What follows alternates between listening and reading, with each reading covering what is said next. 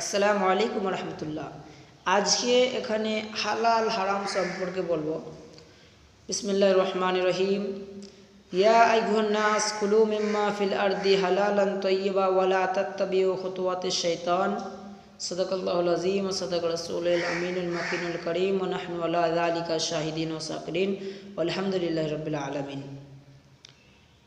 হে বিরাদার সামাইনে কেরাম, আল্লাহ তাআলা কোরআনের মধ্যে বলে দিয়েছেন, হে মানুষ, তোমরা জমিনে যা কিছু হালাল ও পবিত্র আছে তা খাও এবং শয়তানের পদঙ্ক অনুসরণ করো না। অর্থাৎ আল্লাহ তাআলা জমিনের বুকে আমাদেরকে বলে দিয়েছে যা হালাল আছে তাই খাবো। হালাল সব, জমিনে যা আছে সব হালাল, কিন্তু কিছু কিছু বাদ দিয়ে সেগুলো আমরা খাবো না। বা শুধু খাওয়া নয়, এই যে খাবারটা উপার্জন করছেন আপনি, যার মাধ্যমে করছেন সেই কাজটাকেও যেন হারাম হালালের মধ্যে আছে। ওটাও আপনি কেমন করে উপার্জন করছেন, সঠিক রাস্তায় না অসঠিক রাস্তায়। আপনি যদি বেইমানি করে উপার্জন করেন তাহলে হবে না। এখানে খাওয়া বলতে গেলে শুধু খাবারের দিকে হালাল দেখলে হবে না, সব কিছু হালাল দেখতে হবে। আপনি ড্রেস পরছেন, সেটাও হালাল না হারাম। আপনি ইনকাম করছেন, সে ইনকাম আপনার হালাল না হারাম, সব কিছু আপনাকে দেখতে হবে। আপনি যে লাখ লাখ টাকা ইনকাম করে নিয়ে চলে এসছেন, আপনি কেমন করে আনছেন, হালালি রাস্তায় আনছেন না হারামি রাস্তায়, ওটাও জানতে হবে। তাই শয়তান আর হারামি হচ্ছে শয়তানের পথকে অনুসরণ করা, কারণ আল্লাহ তাআলা ওটা নিষেধ করে দিয়েছেন, ওয়ালা তাত্তাবিউ খুতুওয়াতিশ শাইতান, যে তোমরা শয়তানের পদঙ্ক অনুসরণ করো না। অর্থাৎ আমাদেরকে শয়তানের রাস্তা, অর্থাৎ হারাম দিকের রাস্তা আমাদেরকে যেতে মানা করেছে। হারাম আমরা খাবো না। শুনেন ভাই, হালাল খান, হালাল রুজি আপনার বরকত দিবে। হালাল যত থাকবে তত বরকত থাকবে, আর হারাম থাকলে কিন্তু বরকত হবে না। আপনি সান্ত্বনা পাবেন না। আপনি সান্ত্বনার জন্য আপনার হৃদয় যেন অন্তর কাঁপিবে, কিন্তু সান্ত্বনা পাইবে না। আপনি হারাম যদি খান তাহলে সান্ত্বনা জীবনেও পাবেন না। আপনি হালাল রুজি ইনকাম করুন।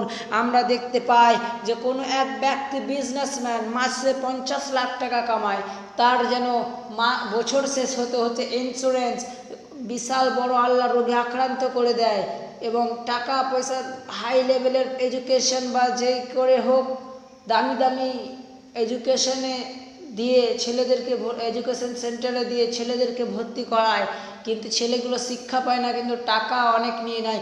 দেখা যায় যে বছরের শেষে তার 20,000 আরও বাইনা থেকে যায়, দেন থেকে যায়। কিন্তু একজন কৃষক, একজন রিক্সা চালক যে বছর গেলে 48,000 টাকা ইনকাম করে, দেখা যায় তাতে তার বছর চলে যায়, তাতে তার খাবার চলে যায়, তাতে তার কাপড়ের ড্রেস চলে যায়, সমস্ত কিছু চলে যায়। ছেলেদের টাকা, ছেলেদের জন্য এডুকেশনের ব্যবস্থাও হয়ে যায়, সুলভ হয়ে যায়। এডুকেশনও তারা ভালো শিক্ষা অর্জন করে। কেন করে? কারণ ওটা ছিল হারাম আর এটা হচ্ছে হালাল। ওটা আমাদের শরীয়ত জায়েজ বলে না, এটাকে আমাদের শরীয়ত জায়েজ বলছে।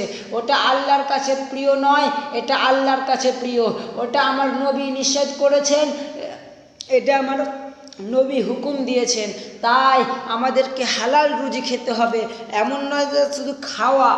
আপনি যে টাকা ইনকাম করছেন ওটাও দেখতে হবে হালাল না হারাম। আপনি যে কাজ আপনি যার মাধ্যমে ইনকাম করছেন সেটাও হালাল না হারাম। আপনি কাউরির টাকা লুটতে পারবেন না। আপনি যদি কাউকে ধোঁকা দিয়ে থাকেন, কাউরির টাকা লুটে থাকেন, আল্লাহ তাআলা আপনাকে মাফ করবে না। আল্লাহ এটা বলে দিয়েছেন যে শহীদের আল্লাহ তাআলা সমস্ত কিছু মাফ করে দেবে, কিন্তু দেন মাফ করবেন না।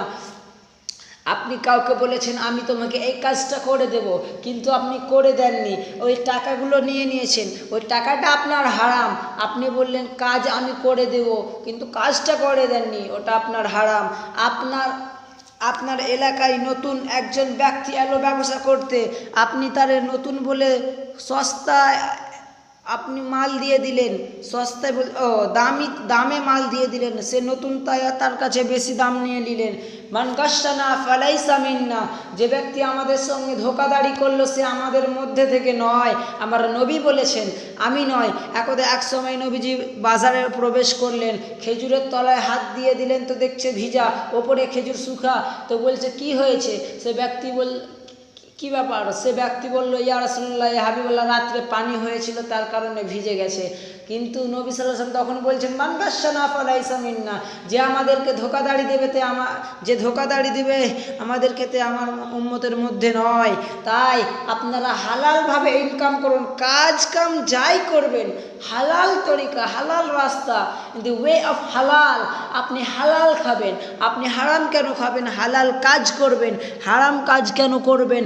আপনাকে সব কিছু দেখতে হবে, আপনি কি করছেন সেটা হালাল কিনা, আপনি এক লোকমা ভাত খেচ্ছেন সেটা হালাল কিনা, আপনি যে চাকরি করছেন সেটা হালাল কিনা, আপনাকে সমস্ত কিছু দেখতে হবে। কারণ হাদিসের মধ্যে আছে, যার মধ্যে হালালের একটা দানা থাকবে তার পেটে, আল্লাহ তাআলা তার কিছু 40 বছর পর্যন্ত কবুল করবে না। এই ছিল হালাল ও হারামের ডেফিনেশন। আপনাকে বুঝতে হবে এটা আমার জন্য হালাল না হারাম, ওটা দেখতে হবে। কিন্তু হালালের জন্য কোনো দলিল লাগে না, হারামের জন্য দলিল লাগে। আমি বলতে পারবো না এটা হারাম, আমাকে দলিল পেশ করতে হবে। আর আমি বলতে পারবো এটা হালাল, যখন আমার কাছে থাকবে না দলিল তখন আমি বলবো ওটা, যখন আমার কাছে থাকবে দলিল তখন বলবো হারাম। তাই বুঝেন, যাকে তাকে হারাম বললেও হবে না।